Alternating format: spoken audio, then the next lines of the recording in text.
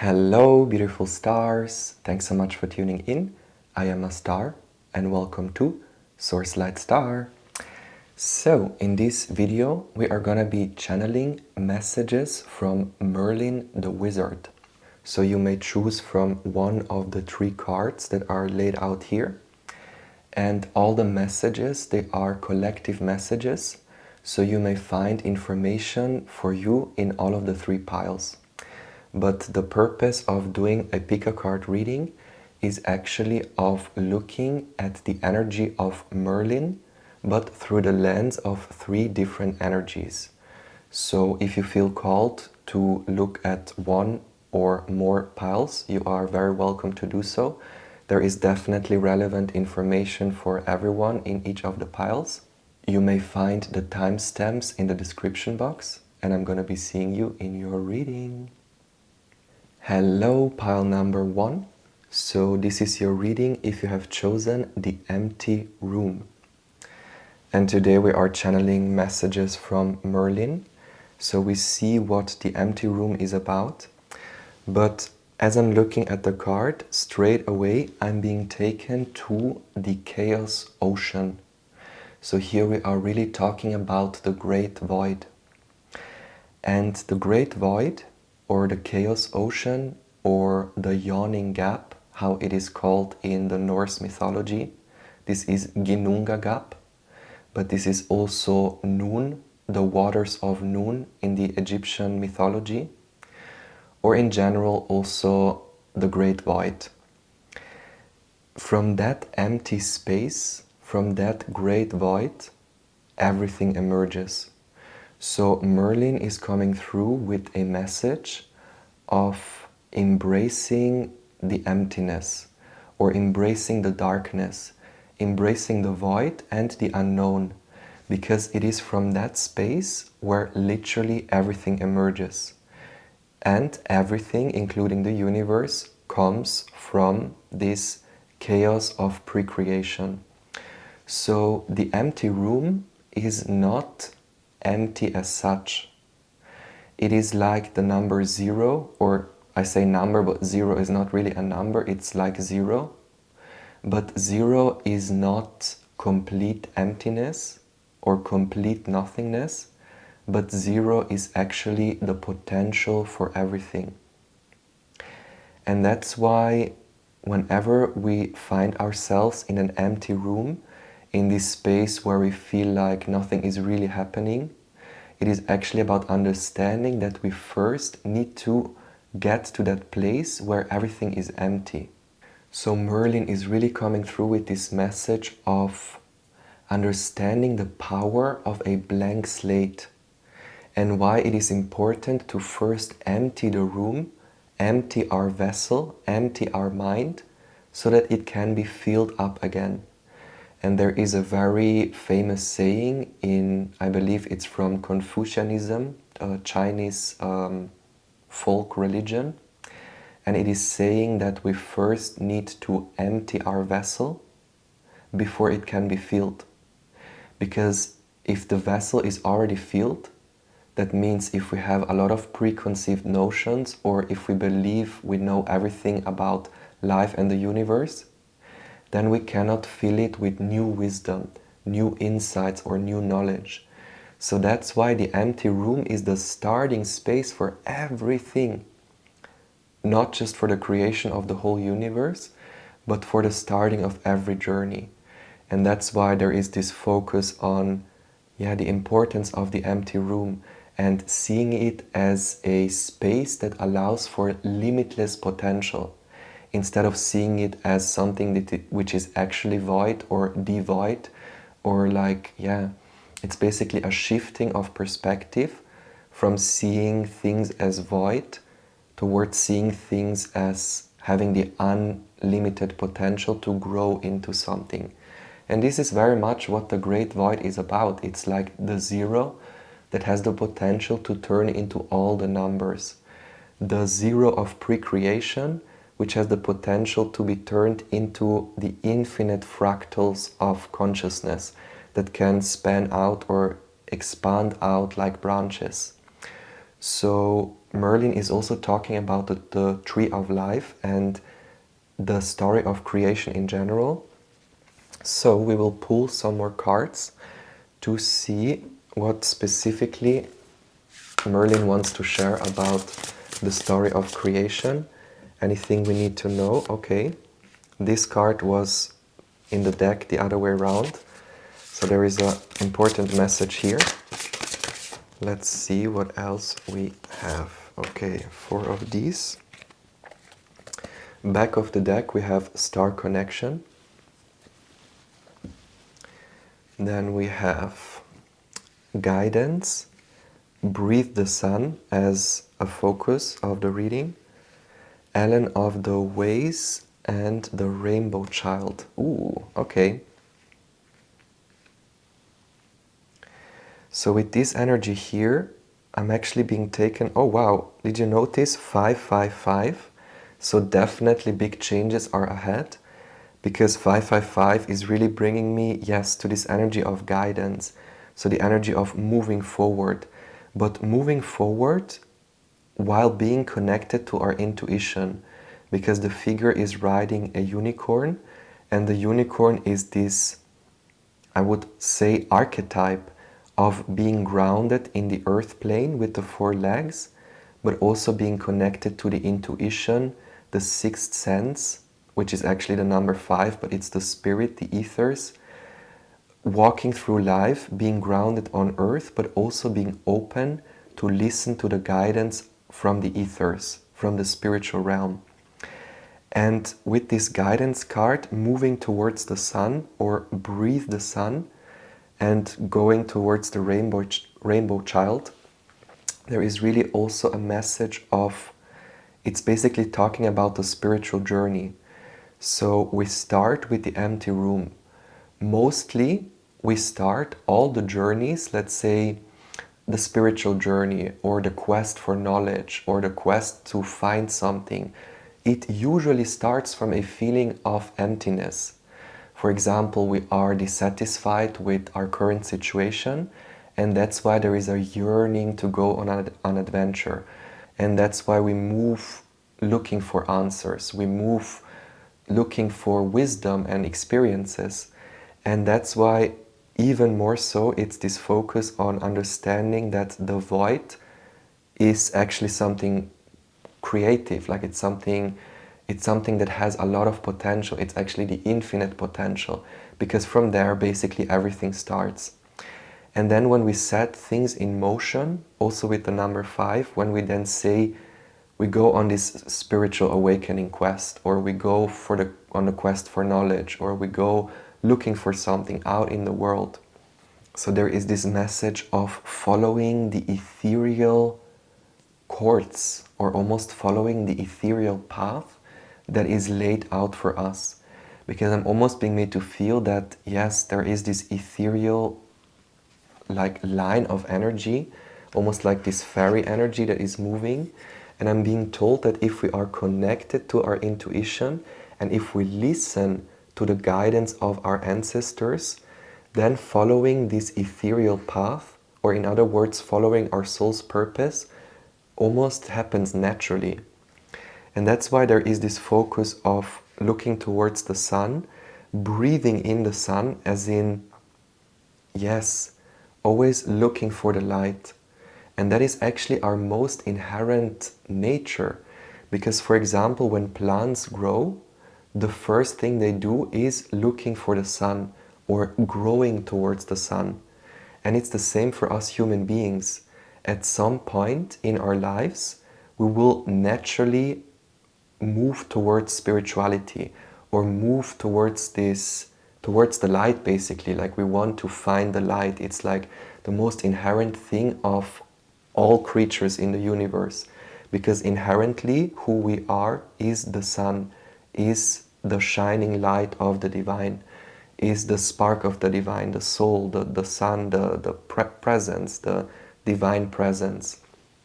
So naturally, as divine presence, as divine consciousness, we want to move towards more of us, more of our expression, more of our being, more presence, or less presence or less noise. Like, it's again this duality of looking for wisdom, but at the same time stripping away the layers to come back to the silence. So there is again really this duality of the greatest paradox is actually on the spiritual path, understanding the difference between looking for wisdom and almost looking for silence or emptiness. Because inherently we are the empty room. Inherently we come from the great void. So our most inherent nature is actually non-existence, or is complete silence beyond all of creation. And that's actually the divine nature, because the divine is not only the universe, is not only the cosmos of creation, because the cosmos of creation would resonate with the number 3, because it is the neutral point, the feminine and the masculine, which creates the Holy Trinity, that is all of creation. So it's the mother, the father and the child, feminine, masculine, and the point in the middle. This Trinity, that is the Trinity of creation, that's, let's say, the first expression of the divine. But again, the divine comes from even beyond the great void. The divine comes from even beyond the empty room. And that's why if we want to connect with our inherent nature, it's not only about connecting to the sun, because as creation, as a creator being, as creators, we are the sun, we are the stars. But actually, even beyond that, we are the empty room, or the consciousness or the spirit that creates the empty room. So it's even beyond the silence. And that's why, how can we go beyond the silence? It's something that is so, like, it's not possible to comprehend any of that, like something creating silence, and from that silence then sound emerges. Like, it's, yeah. So if we really want to add wisdom, or like Merlin, become a wizard and to progress spiritually and to learn about the mysteries of the universe, it is actually, the main focus is on creating this space of the empty room, emptying our mind as much as we can, really letting go of all the preconceived notions, coming back to this state of zero, and then from there we can slowly allow the process to unfold. And this is really also talking about the spiritual journey, because here we start the quest, we start the adventure, first of all looking for the sun, first of all looking for the light, but then as we progress, it is almost with the rainbow child, understanding the multiplicity of our being, like understanding that we are the great void and the heaven, that we are the earth and the spirit, that we are this dimension and that dimension. Like with the rainbow child, it's understanding the whole spectrum of creation. In order to activate all the colors and all the fragments of who we are, we have to go to the empty room, because from there we can allow these branches to grow, these antlers to grow. And it's really about, yeah, because before we have found the way to the empty room, we are almost like in a tornado where everything is moving and shifting. But the empty room, or this space of stillness, is to be found in the center. So if we don't connect to the center, and if we continue moving in the circle and in the spiral, looking for answers here by taking actions or looking for the answer in the outside world, it is almost creating even more movement, or it's almost allowing us to stay in the circle.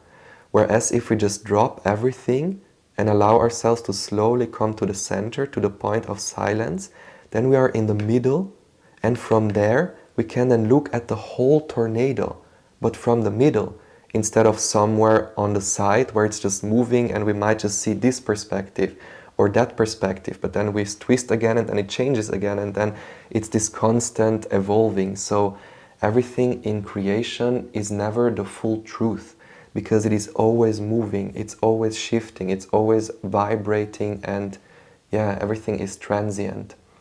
But if we connect to our inherent nature, not just the sun, but actually the empty room, if we completely empty our mind and really merge with this nothingness, with this silence, that's when everything starts evolving. Because again, it's from that space where the first Big Bang or the primal sound, the primal Om, then emerges. And so, in order to understand the universe, we have to become the universe. In order to understand the mystery, we have to see ourselves as the mystery. And this is also this energy of the rainbow child. Like we are so broad and so vast. Like we are not just this human being, but we are literally, as we progress spiritually and as the antlers grow. That means it's again talking about the tree of life.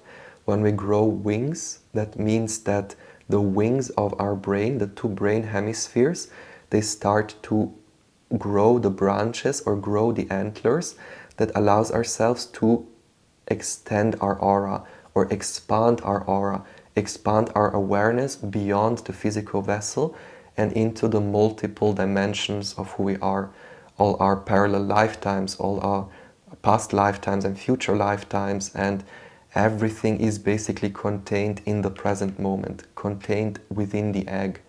But then this egg here, the egg of the universe, the cosmic egg of infinite potential, this egg is placed or it is created in this space of the empty room, in the great void.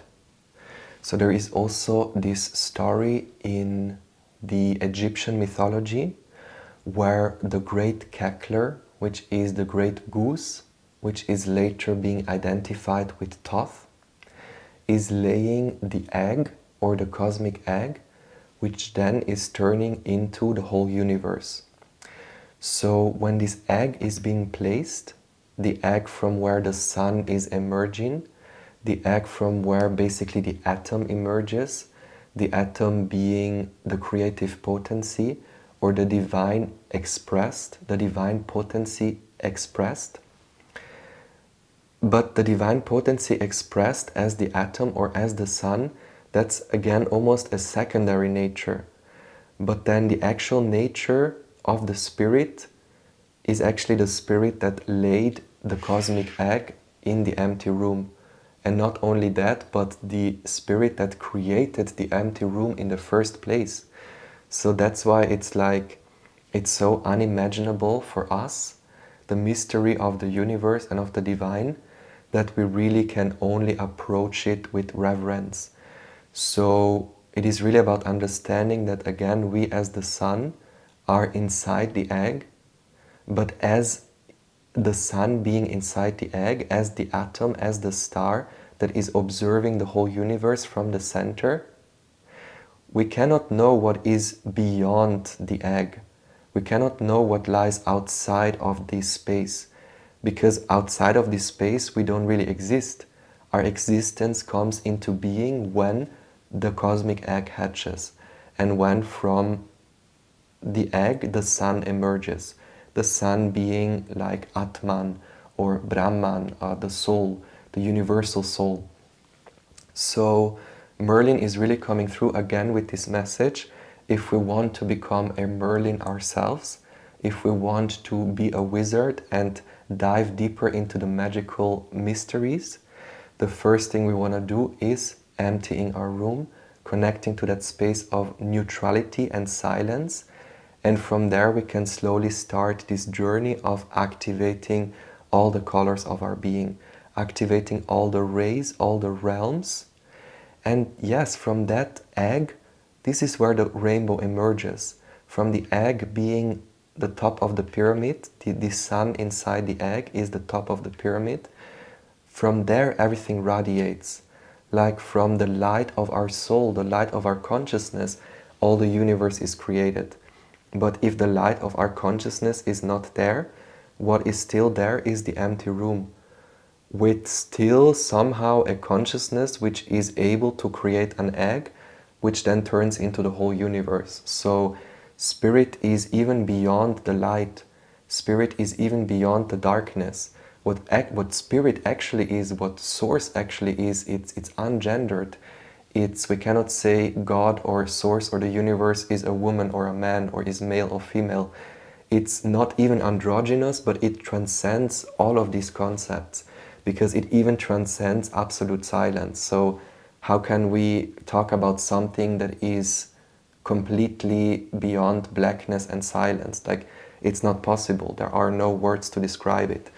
So that's why the closest we can get to our true nature is being in complete silence and connecting with that empty room within. Because since we come from the empty room, since this is our point of origin, we are never really separated from that. Because this egg or this island of creation that is the universe, this island within the chaos, exists apart from the empty room. It's again almost like this island, but the empty room or the great void doesn't change, even if creation is there, even if the egg or the sun is there. It is not changing the nature of the empty room, but it is only appearing to add something to it. But this adding is actually like an illusion, or like creation, all of creation, the whole universe is like a hologram or like an illusion, because actually, and this is the Egyptian thought, and this is also what I believe, so the ancient Egyptian belief of the universe or of the creation of the universe is actually that the universe or creation is nothingness that comes from nothingness, or it is actually non-existence that appears as existence, or it is actually silence that appears as sound, but actually it is silent, but actually it is not. It appears as something, but actually it's not.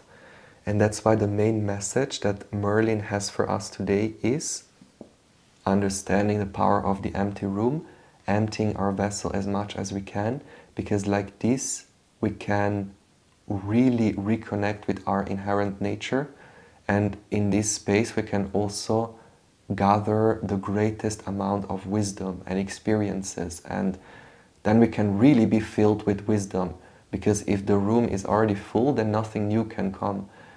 It's again this notion of the tornado. The experience is really different if you're operating from that heart-centered space, from that space of silence. And that's the main message for today. Thank you so much for tuning in. I really hope you resonated with the messages. Please let me know if you did. I'm also offering personal readings, so you find all the information on my website. And if you feel this was your message for today, thank you so much for tuning in. I hope to see you in the next video. And if you feel like there are some more messages for you to hear, you can definitely stay tuned for pile number 2. Hello, pile number 2. So this is your reading if you have chosen the Anima Mundi. And today we are channeling messages from Merlin the Wizard. And the first message coming through is actually that Merlin was not only one single person, or there is not one Merlin that everyone is talking about. The Merlins, they are actually a lineage, or it's actually several people. And mostly we have heard stories of Merlin, like the stories that we mostly hear about Merlin, these are actually the Druid priests. So the Druid wizards or sorcerers or magicians, they're actually the Merlins, because they are initiated into these secret teachings of mostly Atlantis, later on Celtic. Like the Atlanteans are the ancestors of the Celts, so the Druids, they are basically initiated into the magical mysteries of astrology, of the planets, of how the spirit relates to the matter and how the matter relates to the spirit. This is Egyptian wisdom, but it's actually Atlantean wisdom. Like, it comes from Atlantis, and then later it spread out into the Celtic tradition, the Egyptian tradition, and also Japanese, Chinese, but it all changed a little bit. But the core teaching, it stays the same. And the Merlins, they were the ones who are initiated into these core teachings, like the Atlantean wisdom or the true wisdom of the universe, basically. And the Merlins that incarnated into the earth plane, this is actually almost like the incarnation of a specific archetype. So the energy of Merlin resonates with the energy of Melchizedek. So whenever we are talking about the lineage of Melchizedek, or whenever we hear Melchizedek or Merlin in certain stories, what we are actually talking about is the archetype that resonates, it's a cosmic energy that resonates with the deity of Odin or Poseidon, or in the Egyptian tradition it's actually Ptah. So Ptah, Odin or Poseidon, this is the divine crafter. This is basically, the creator of the universe, but it's the creator of the universe through the voice, through the sound. So Ptah, Poseidon or Odin is actually the speech of the universe, or the speech of source, the speech of creation. Because by naming things, they are being created into being. So what this cosmic energy does, the cosmic Merlin, it's actually the archetype of creation through the word, creation through sound, creation through the command. Because what the wizards do, they say something, and whatever they say is then being manifested into creation. And that's why the archetype of the wizard, it resonates with Odin. Odin being the cosmic father, or the father of all, or the word of all. Odin is the word. Ptah being the divine crafter, fashioning creation. Ptah is fashioning through the word by naming things. And there is actually the story in ancient Egyptian mythology, like Kemetic spirituality. There is the story of Ptah and Thoth. So basically, Ptah being the divine crafter, the one who creates through the word, more specifically through the tongue, and Thoth being the mind, or better said, the heart mind. So Thoth is the ibis, and the word ib actually means heart. So the heart of the Egyptians is actually the seat of the soul. The heart for the Egyptians is the seat of the consciousness.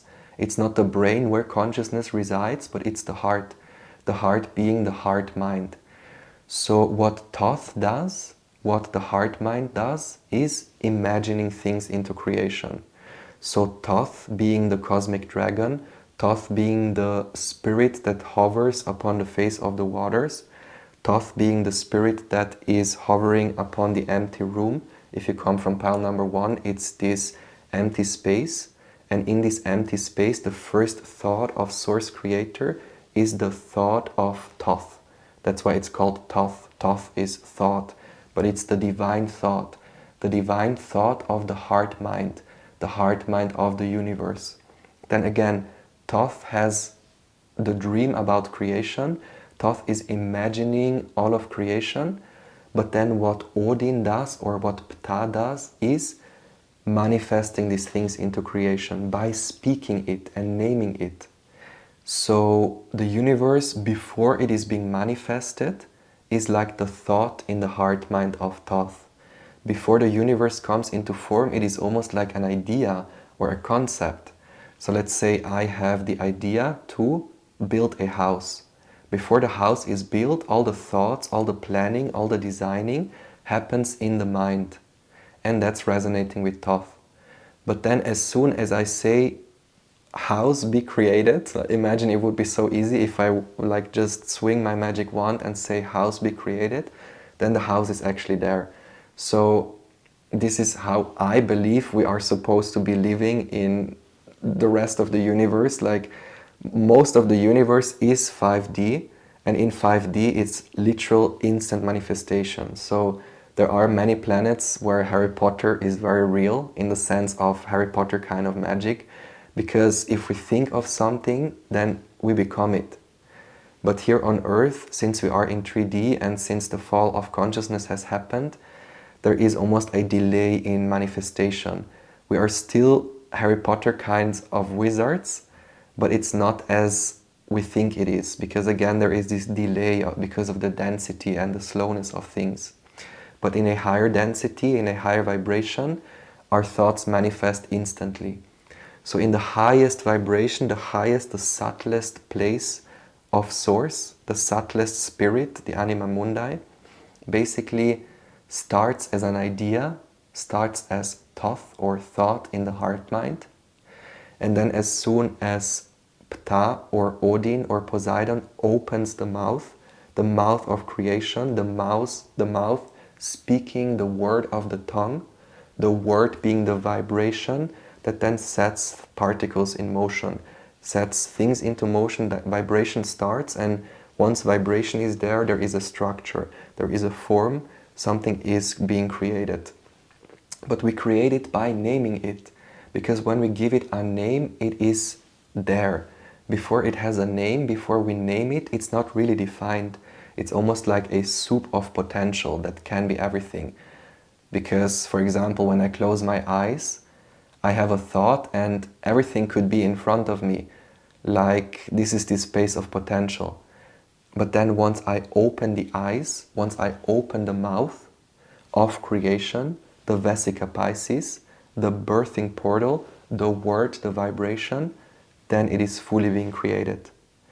But actually, the vessel for Odin or the cosmic Merlin or the cosmic wizard, the divine crafter, for that energy to be able to create, it has to have a vehicle in order for creation to unfold. And that vehicle is the divine feminine energy. Because what the cosmic father does, or this Odin Ptah energy does, is basically commanding. It's almost like setting the intention to open the gates. So once the portal is open, once the mouth of creation is starting to speak the word, the vessel that it needs in order to move or to vibrate is the divine feminine energy. And that's basically the serpent energy. So the serpent moving in the waveform of vibration is then what carries the intent or the will of source and then creates it into being. With the Anima Mundi, this is talking about the world soul.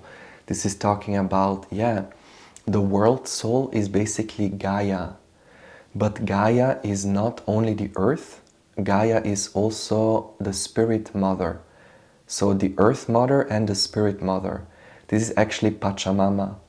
Because the word for Pacha, like Pacha, does not mean earth, but Pacha actually means like the earth as in the below, the earth as in the spirit, the underworld, the blackness, the invisible, the magical.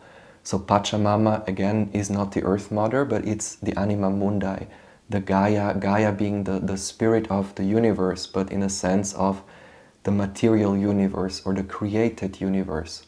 So it's all of creation, not only the physical creation, but also the astral realm or everything that has form. But in the subtle dimension, in the higher dimensions, even if it's a high dimension, it still has form, it still has shape, it's still created. So Pachamama, Gaia, or the world soul is actually everything that holds a shape or holds the form. And what Ptah does, and that's very beautiful because that's also the same cosmic energy like Neptune. Even the word Neptune, Ptune, Ptah, Ptune, Ptah is tuning the different vessels, or it's almost tuning the frequency of every vessel. So the cosmic father almost decides which vibration a certain form has. So it's almost the intelligence that decides how certain things will come into being. And then the divine feminine is then that which births it into being. So Ptah is almost decoding the information, the DNA, the programming, and then the Anima Mundi or the feminine is then that which carries out that coding or that program.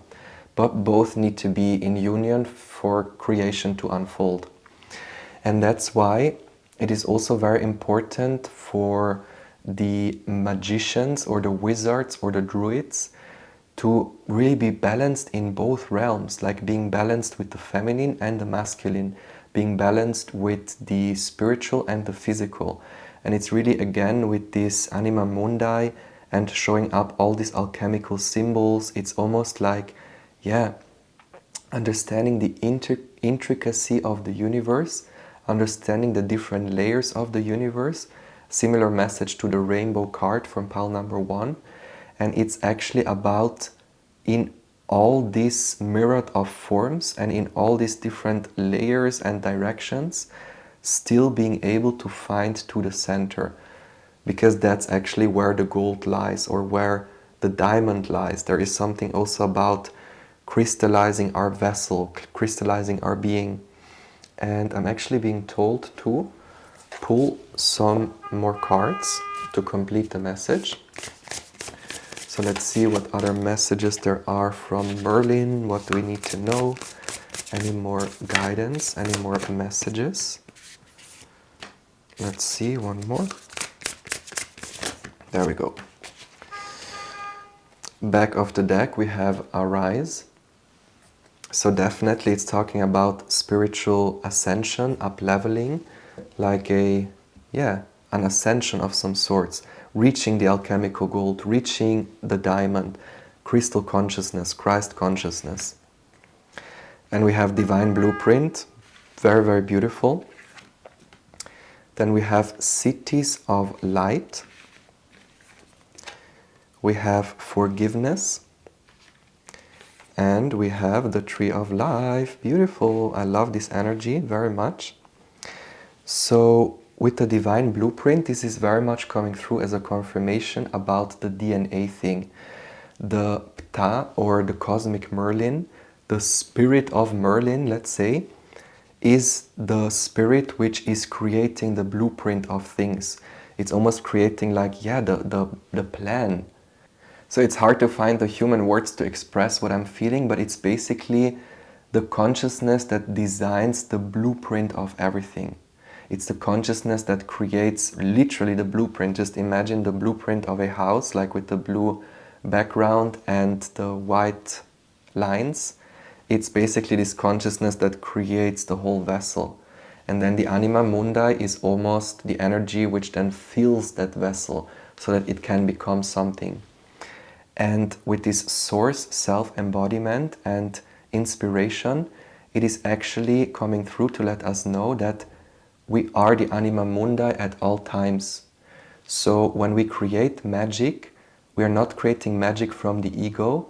It's not like our human self doing the magic, but it's actually us connecting with that Anima Mundi.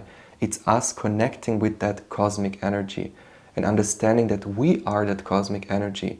Because again, at the beginning of the reading, I was mentioning that all the Merlins that have been present on this earth plane, all the teachers which were physically here, like the physical Merlins who were incarnated here on earth, they are the incarnation of this cosmic source creator. Like they are the incarnation of this spirit. This is also talking about the 12 signs of the zodiac here, with this astrology energy coming through, like the 12 main archetypes of source, basically. This is also the 12 Olympian gods and the 12 months of the year, the 12 hours of the day and the 12 hours of the night. Like 12 is a number that helps us understand unity. It's like the multiplicity of unity. And that's why we have like 12 zodiac signs, because it's the 12 ways of looking at the sun, the 12 portals of birthing the sun, or the 12 ways the sun, being the source, being the center, the 12 ways that the center can express itself. And then again, if we look at the energy of Merlin, this is more so the energy of Pisces, resonating with Neptune. So Pisces is the mouth, the opening portal, the mouth that speaks, the gateway from where spirit is translated into matter, or where matter ascends to spirit, the Pisces portal. That's the mouth of Ptah, the word, the birthing portal. So whenever these wizards were incarnated, let's say in the nature of Merlin, then what they were teaching is the mystery of the portal, the mystery of Neptune, the mystery of the dream world.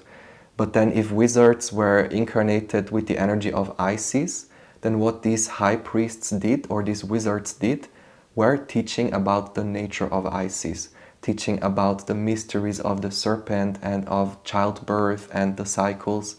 Or for example, if someone was incarnated predominantly with the energy of Thoth, for example, then their purpose is teaching about the Hermetic principles, about the archetype of Gemini, of the number 7, like. And obviously we have all the 12 zodiac signs within ourselves, we have all the 12 signs present, but it is about, our soul is almost choosing one energy which is predominant. And this is then almost influencing the way the divine light is shining through us. And the way, because the divine light here, this ray of light, that's neutral. That's it doesn't really have, it's not really good or bad, or it doesn't really have a polarity. It's really this pure, undifferentiated stream of light, of love, of pure love. And depending on the vessel that this light is being channeled into, the vessel is then changing the way it is being expressed, or the way the divine light then takes shape or expresses itself. And then this is the reason why Source, or in this case the cosmic Ptah or Neptune, chooses to create so many different vessels, chooses to create all these different forms, all these different animals, all these different zodiac signs and beings. It's so that the divine can have a different way of expressing itself. But it is really also about understanding why the multiplicity is there, why all these things are here, all the elements, all the dimensions, and all the expressions of who we are. But in the end, it comes back to the divine expressing itself, the divine exploring its potential, basically. That's what creation is. It's the divine light, the light of undifferentiated love, wanting to play a game of changing into other forms in order to explore its potential. But all the forms that they are turning into, they are not good or bad, because essentially at their core they are still love, they are still source. And now I'm really strongly being shown a vision quite clearly. So we have to think of what source actually is, like the highest source, the source of all love, the source of the divine, like the God, creator, whatever we want to call it. That's actually love. That's actually this pure stream of white light. And we have to think of it like almost white ice cream. And that's the base material, let's say. And then if we take this white ice cream and add new flavors to it or new colors to it, then it changes its form a little bit. So we have suddenly yellow colored ice cream, red colored ice cream, purple colored ice cream, and all different flavors. But essentially, the mass that makes up these different flavors is still the white ice cream, is still the white light. So even if the ice cream that we create is green and very bitter, or pink or very sweet, if it's good or bad in the way we perceive it, it is still coming from the source. It is still coming from the love and that oneness. And that's why nothing in creation is good or bad. Nothing in creation is like more divine or less divine than something else. Everything is divine, because everything is made up of the white substance that is love and that is unchanging. It cannot be changed. No matter if we add new colors or new flavors, the mass stays still the same. The experience of us eating it can be completely different. The experience of us experiencing it, because obviously it is much nicer to experience joy and happiness than experiencing abuse or trauma. But in its core, both experiences are grounded in love, are grounded in the divine presence, basically. So that's why the main message here is it's important to connect to that stream of oneness, that stream of love. And the way it's easier for us to do that is actually by understanding the mysteries of astrology, for example.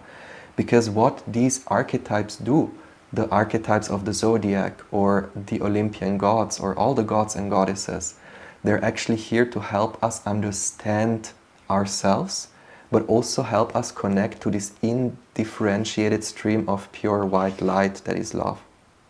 Because that is so pure that we can only understand it through a vessel. We can only experience it like the white mass, the white big pile of ice cream is way too big for us to eat. Like we have to take the ice cream and put it into a smaller portion and add color or flavoring in order for us to be able to grasp it or experience it. Like we could never ever dive directly into the pile of, we could never eat the whole mountain of white ice cream, otherwise we would explode. So we could never hold all the light of the divine at once, because literally then we would turn into a beam of light. And that's why Source or God, and that's why there is the word God. Like, I personally don't resonate with the word God, because God is actually talking about that cosmic father, the Odin. That's why God, Odin, Godin, Godan, Wotan, it's that specific energy. But that's the cosmic father. This is not talking about, it's not talking about the feminine, it's only talking about the cosmic father, the one that creates the vessel, but it's not talking about the transcendental spirit beyond creation or beyond the duality of father and mother or physical and material. So that's why I personally use the word source, because it's the source of everything. But if we say God, then we are actually not referring to the source of everything or the unity, oneness, love, consciousness, but we're actually talking about Odin or Poseidon or Neptune, which is the cosmic Merlin, which is creating all forms or designing all forms. And with this card here, it is actually coming through as the energy of see the bigger picture. Be able, the message is Merlin is asking us to, instead of looking at all the different flavors of ice cream and almost losing ourselves in the process of which ice cream to choose or which experience to go into, it's about looking at the bigger picture. And beautiful, oh my god, it's the first time I'm actually noticing it. That's why this came up, this mountain of white ice cream, this mountain of white light. It's about connecting to that perspective, connecting to the top of the pyramid, seeing ourselves as this pure white light of undifferentiated love consciousness. And then, when we are from that, when we understand that at our core we are love, at our core our essence is the white mountain of ice cream, then we become the whole mountain. Then we become Odin, we become Neptune, we become the cosmic wizard, the cosmic Merlin. And thus, from that space of consciousness, we can then create magic. Because what we then do, we are from the top of the pyramid creating all the different experiences, all the different flavors, because literally that's who we are.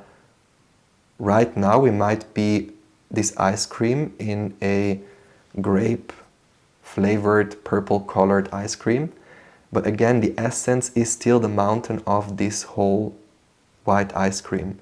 So by changing the perspective from being a grape purple colored ice cream, we change the perspective towards being the mountain of white light, and then from there we can create literal magic, because then we become the magic, we become the tree of life.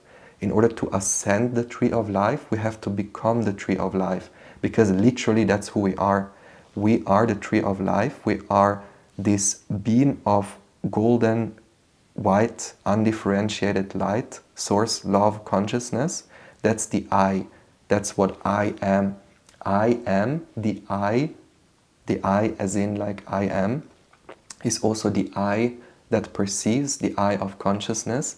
What I am is this stream of light. This is the tree trunk. This is the pillar that connects the underworld and the higher heavens and the earth. So the three realms of creation.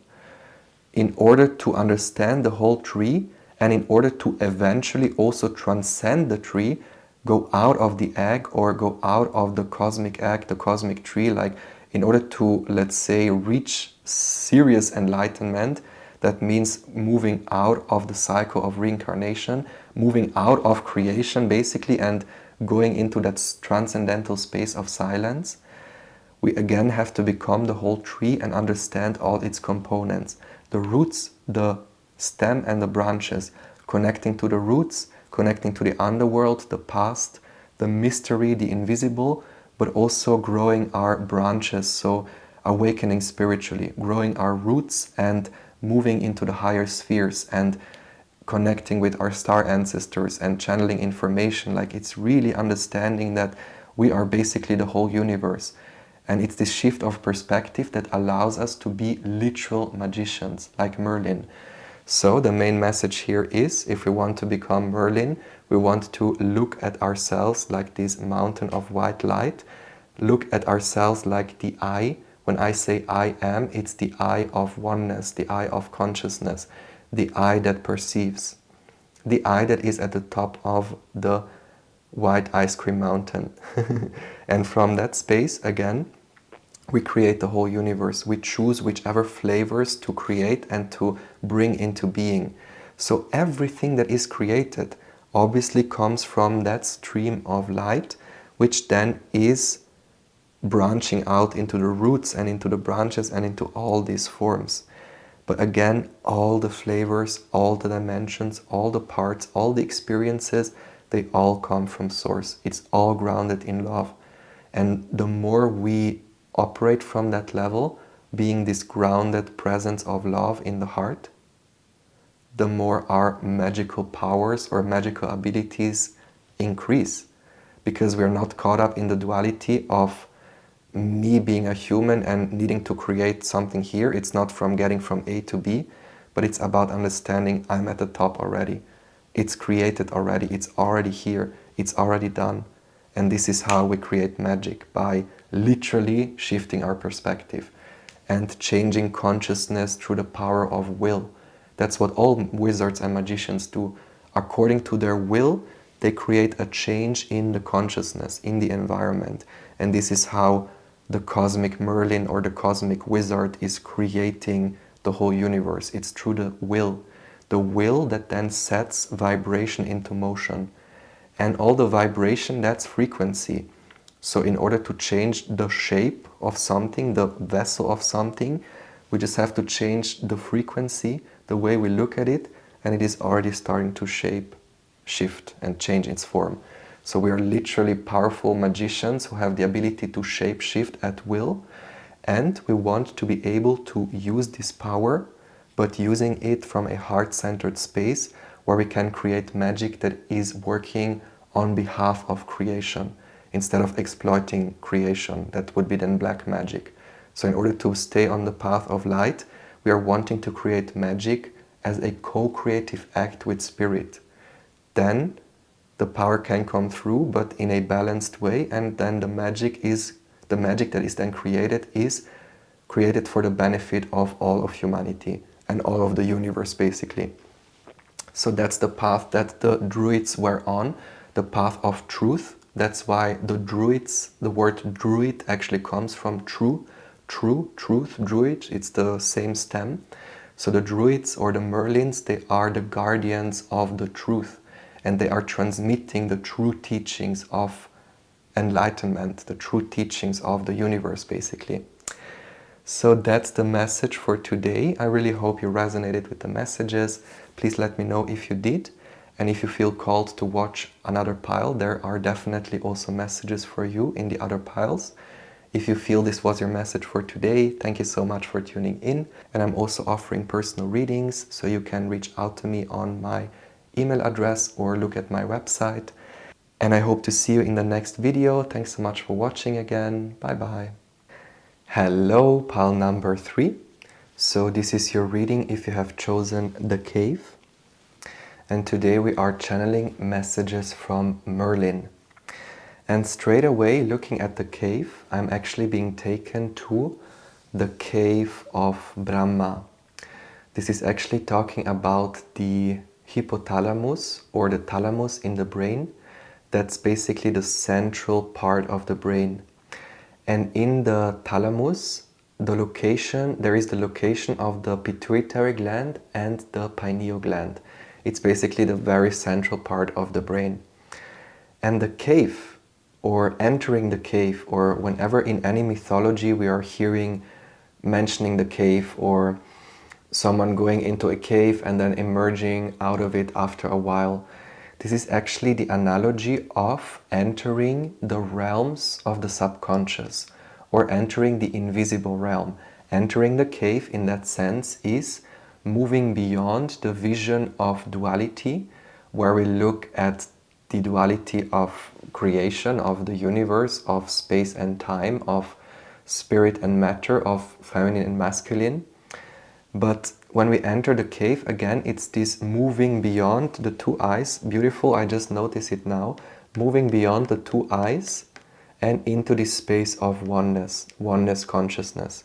So when the thalamus opens, when the two brain hemispheres are synchronizing, this is allowing us to look at life through the vision of oneness. And thus, this journey of going into the cave is actually an analogy about getting to know ourselves. And in many traditions, actually not only with the Druids or the Egyptians, like actually all the ancient traditions or all the ancient civilizations, they had rituals of going into darkness. So many of the burial mounds or many of the temples that were built, they were actually designed for initiates to go into a chamber for a prolonged period of time, going into the darkness, which was an analogy of going inside the cave, going into the darkness in the sense of exploring the invisible, the mystery, the mystical dimension. And then after 3 days or however long days, they were emerging from the cave. And this was then the representation of the rebirth of the sun. That's why very often these rituals or practices, they were held on the days of the equinox or the solstice, and they were aligned with specific stars. And then when the initiate emerges from the cave or from the temple, the moment when the light hits their face, and like there is something very, very, very deep about the ancient practices of the Druids or the Merlins or ancient traditions or culture, civilizations in general. And it is talking about this emerging of the cave. First going into the cave with pal number 1, going into the empty room, into the space of silence. But then it is also about emerging from the cave with a renewed sense of self or a renewed way of looking at life. And this is then this rebirth of the sun or the rebirth of Osiris. It's actually the rebirth of Osiris or the rebirth of our higher self is this moment when we have gone into the depth of the darkness, looking at all the hidden aspects of who we are. And when we come out of the cave again, what we bring with us is the sun, is the realization that we are the higher self, that we are Osiris, that we are this higher aspect that has been renewed. Because before we were initiated, maybe we didn't know that we are the whole universe. Maybe we didn't know that we are the higher self. And that's why we are initiated into the mysteries, entering the cave, entering the temple. And then in the process, we are regaining this higher self embodiment or the realization that we are the higher self. And this is very much what the Merlins were doing in ancient times. They were transmitting the teachings of how to reach this oneness consciousness or how to reactivate the light or reinvigorate the light. It's very much Atlantean wisdom. Again, spiritual tradition, like the spiritual traditions of the Celts is very similar to the shamanic traditions of Native Americans or also the Egyptians. Like all the stories, they are very, very much connected. And if we're able to get to the true teaching of the truth, this is then how, how we can really understand our own truth. There is very much also something about being open to exploring different traditions or having different approaches, not only sticking to one tradition or not only sticking to one teacher or one way of doing things, but actually exploring all the different ways. Because the more we explore, the more we can then understand the truth or the one. Because if we look only at the truth through the lens of one tradition, then we only see that perspective. So the more we open up, the more we actually are open for the truth, to really hear the truth. Because if we are attached to only one tradition, then we are only attached to that way of looking at source, which maybe is correct from that perspective. There's nothing wrong with that, but there are also all the other sides, all the other parts. And if we deny the existence of other things, or if we say, for example, pagan gods are evil or whatever, or if we say that it's a sin to explore these things, this is very much the distortion of only looking at source in one perspective. But again, the more we open up, the more we are also open to explore our potential, or the more our power also increases, because then we don't have only one perspective, but we have all the perspectives. And again, the more perspectives there are, the more we actually understand that they all come from the truth. They all come from love. And that's the actual teaching. Everything else is just a way of looking at that one, but the one doesn't change. So we will see what else there is. I'm feeling called to pull some oracle cards here to complete the message. So let's see, what does Merlin want us to know today? What messages are there for the collective? There we go. Synchronicity. Back of the deck is rising to Pleiadian frequencies. So there is definitely an increase of vibration, an increase of awareness, an increase of awareness of this oneness, of our divine nature also. Then we have beyond cycles. We have healing, okay? And we have multidimensional, beautiful. I love the energy very much. And with the beyond cycles, I am very much again being taken to the story of the cosmic dragon. And that's why in many depictions of Merlin, or if we talk about the archetypical wizard, many images, they actually have this image of a green dragon, or the green dragon being like the spirit animal of the wizards or dragons in general. The reason why we connect dragons with wizards is because actually this is the process of creation. Like the Egyptian myth of creation and many other creational stories, they're actually starting with the dragon. For example, also the Enuma Elish of the Epic of Gilgamesh, like the Sumerian, Babylonian creation myth. There is the story of Tiamat, which is the cosmic dragon. Many stories of the dragon also in Norse mythology, in all the traditions basically. And this dragon again is this notion of the merging of yin and yang, the merging of a serpent and a bird, the merging of the earth and the sky, of spirit and matter. But when it is united, this is actually the unification of, like this, the dragon is actually a representation of love.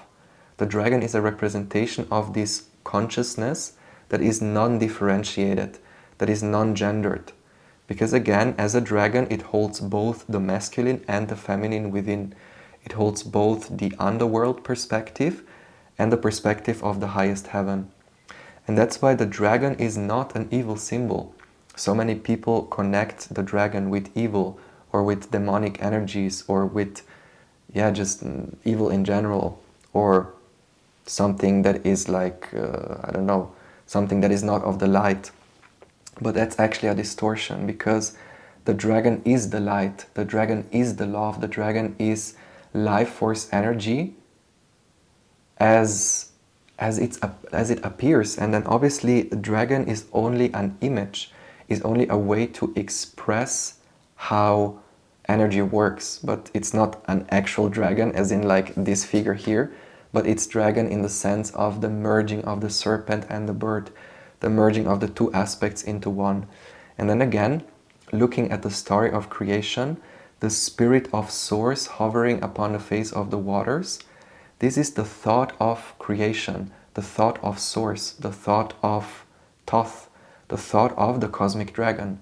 So the spirit of source creator is the cosmic dragon being the imagination of creation, the spirit or the entity that imagines creation or has a thought or an idea or the conception of creation. And then again, the Merlin is then the being or the entity or the energy that then speaks it into creation. If you come from pile number 2, we have been talking about that in pile number 2. And since it's coming up again and moving beyond cycles, it is also the way we move beyond cycles, the way we transcend the cycle of reincarnation, the way we reach the alchemical gold or spiritual enlightenment is actually by moving beyond cycles in the way that we are seeing ourselves as the dragon. Because when I see myself as the dragon, then I see myself as having the perspective of all the realms. Because I have the perspective of the spirit and the matter. I have the perspective of the underworld and the higher heavens. I have the perspective of the masculine and the feminine. So when I become the dragon, I become love, I become source, I become love, unity, oneness consciousness. And that's why the Druids or the Merlins, they were also known as the dragon teachers. These are not reptilian beings that came to Earth to enslave humanity. I don't know how that story was created, but I believe it is being created from actually the reptilian brain. So whenever we talk about reptilians, like it is not talking about evil reptilian entities, again, enslaving humanity, but it is actually talking about the reptilian brain. And the reptilian brain resonates with everything that has to do with, like it's responsible for our animal instinct. And the reptilian brain is the brain of our lower nature, of our animal nature. So when we say evil reptilian beings are enslaving humanity, it's not that, but it's actually the lower nature, the animalistic nature, that is not allowing the humans to ascend to the higher nature, which is then the bird nature or the spiritual nature, like moving from the serpent to the bird. And the serpent, the reptilians, they actually are birds, because at one point throughout evolution, reptilians, they transformed into birds. So reptilians and birds, or serpent or bird, or the underworld and the highest heaven, it's just two perspectives of the same thing, or it's just two sides of the same coin. But when we connect to the center, to that dragon essence, to that essence of love, the essence of unity, this is what healing actually is. We are healing the way we look at life.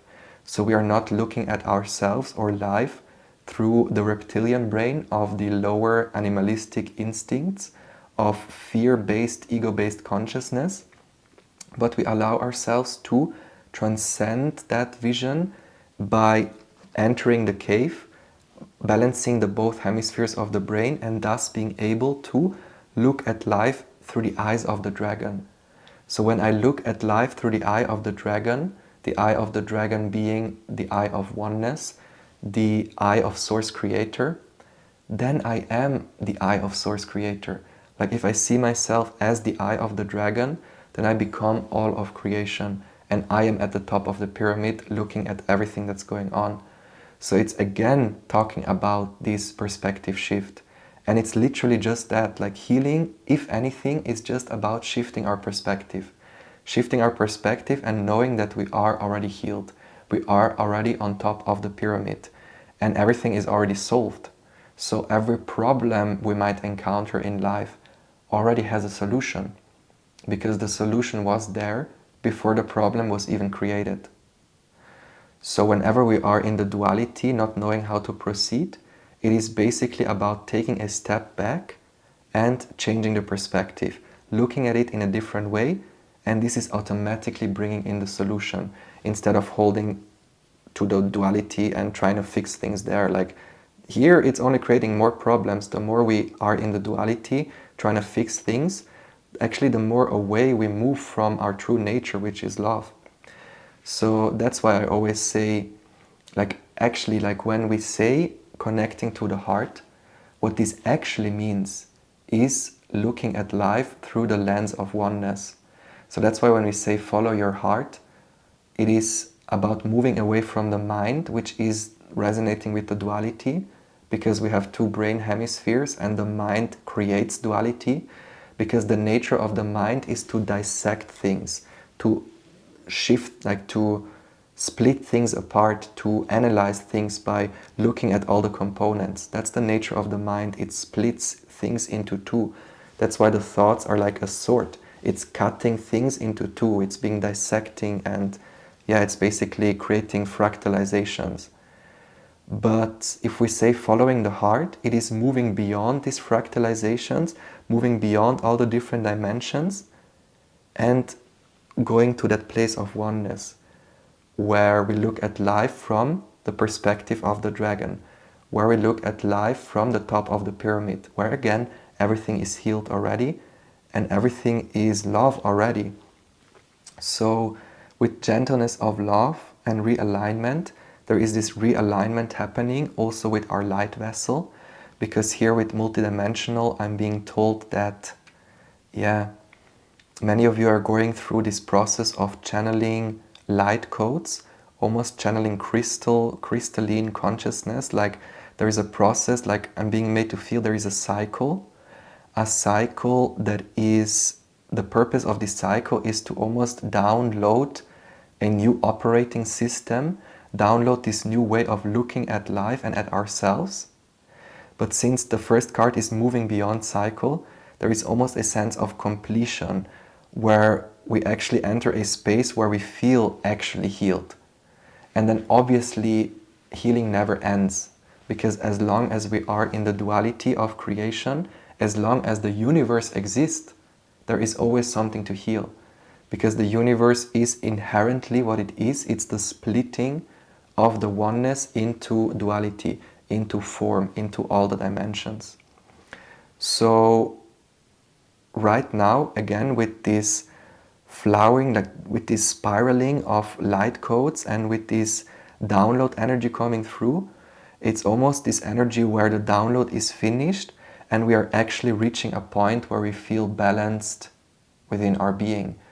And in that space of grounded presence, in that space of balanced brain hemispheres and an open inner eye, we can then actually see the magic. We can then actually see synchronicities and, yes, opportunities in divine timing, but it's more so about seeing divine timing and why it's there, understanding synchronicities and how they work with spirit, or how spirit works through synchronicities. Like the main message here is shifting the perspective after going into the cave of the darkness, but actually knowing that now is a time to emerge with this renewed sense of self, emerging with the light of our inner self, of our higher self, and thus being able to live life from a completely new way, like a new way of doing, new way of approaching things, new way of perceiving ourselves and the environment. And this is this energy of synchronicity, like literally looking through the crystal. The figure is looking through the magical crystal ball. And this is this energy of, like, we look into a crystal ball only if we believe in magic. If someone doesn't believe in synchronicity and magic, they will not sit there and try to find out information looking at the crystal ball. So it is almost, we need to activate certain things spiritually in order for us to be able to use certain tools that are actually crucial for us to be used. So in order for us to develop spiritually, it is very important for us to explore different tools. One of these tools is tarot cards or divination, or anything that allows us to connect with the invisible. So if we are a spiritual master and if we have practiced meditation for a very long time, we can immediately move into this space of silence and immediately connect with the spiritual realms and navigate all the invisible. But if we're just starting on our spiritual journey, we want to have some tools that allows us an entryway into the mysteries of the cave. So what that practically means is that we want to have a practice to balance our brain hemispheres so that it is easier for us to connect to the invisible realm in meditation. Or for example, if we want to improve the communication with spirit, instead of sitting there and channeling straight from the beginning, we want to be attuned to use certain tools like tarot that help us get there. But then all these tools, they are basically just supporting us in connecting with our inherent abilities, which is the intuition. Like the intuition is the voice of the dragon. The intuition is the voice of the light, the voice of source basically. And that's why with this synchronicity coming through and these changes and upgrades happening, the energy is here so that I'm seeing a hole which is getting bigger. So where before there was a little bit light shining through, now the light is increasing and more light is shining through. More light, more awareness, more consciousness, more expansion. And thus also this is allowing us to then start using new tools that help us unlock new aspects of who we are.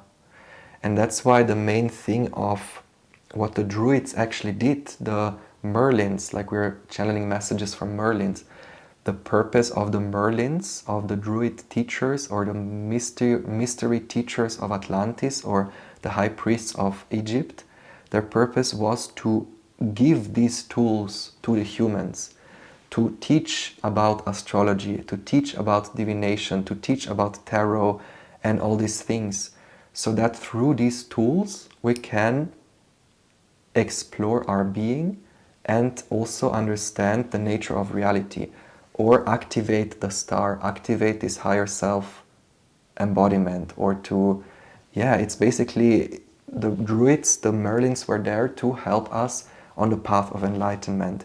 And everything that they did, the rituals and the teaching, the rituals that they did and the teachings that they shared is designed to awaken spiritually and to literally, like they were training wizards basically, they were training magicians.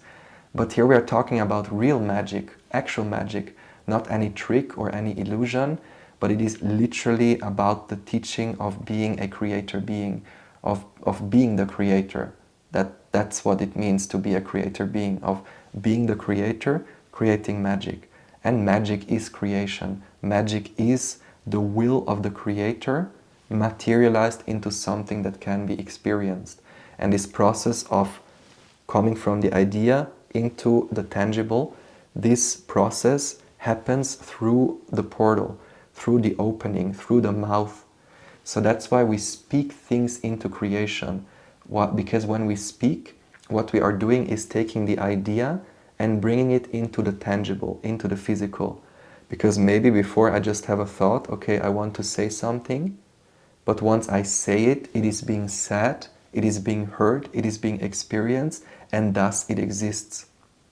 So as creator beings, what we can do to be a magician or to be wizards or witches or magical creatures, it's literally about consciously using our voice and consciously using our thoughts and knowing that our thoughts and our voice, they are the tools to create magic.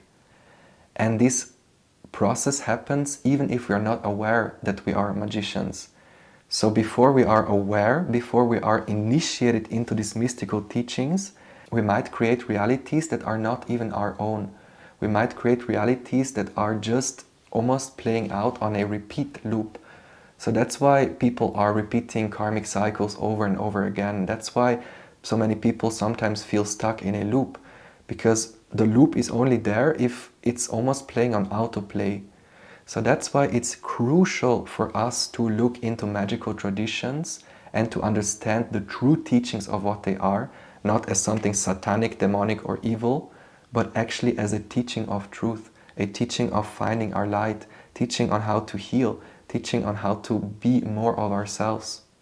And when we look into these magical teachings, then we can have a much more balanced way of living and a life that is filled with much more magic, much more blessings, much more synchronicities. Like, it is really expanding our way of being and our way of experiencing life in general.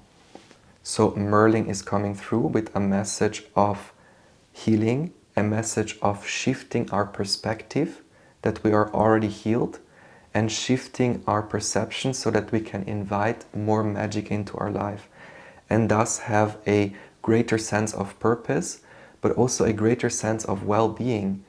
Because as creator beings, we want or we need to experiment our potential, because that's inherently who we are. We are the universe, we are the eye of source exploring its potential. So that's why we want to explore as many mysteries as possible, or as many spiritual traditions as possible, because again, it is adding new things, it's acting as an activator. So all these teachings, all these magical traditions, they are activators. Tarot cards is an activator, divination is an activator, astrology is an activator. And the purpose of the druids or the Merlins is to bring these tools to the people so that we can all connect to the eye of oneness and thus move beyond cycles and literally at one point leave the cycle of reincarnation and to move into the cave forever. The ultimate enlightenment, ultimate nirvana, ultimate oneness, like being with source basically. So this was your message for today. Thank you so much for tuning in. I really hope you resonated with the messages. Please let me know if you did. And I'm also offering personal readings, so you'll find all the information on my website. And thanks so much for tuning in again. I hope to see you in the next video. Bye bye, much love and infinite blessings.